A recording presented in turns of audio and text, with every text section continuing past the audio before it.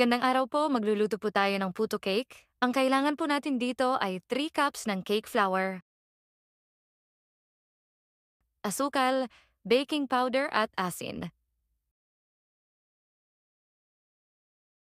Haluin po ito at ilagay po ang tubig ng dahan-dahan.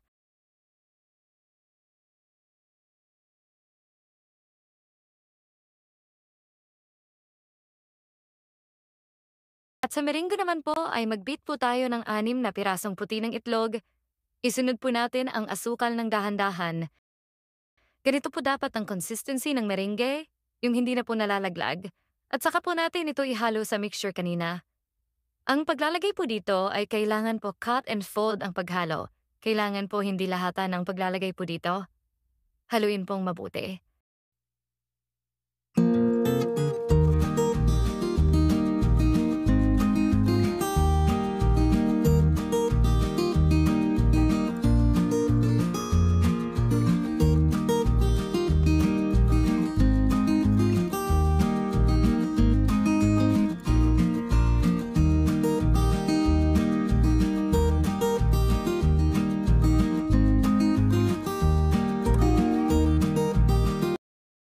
At kapag okay na po, ilagay po natin ito sa pan na paggagamitan. Huwag na pong igigrease ha. At kapag nailagay na po, itaktak po ng kahit minsan lang. Pwede na po maglagay ng cheese at itlog na maalat sa ibabaw.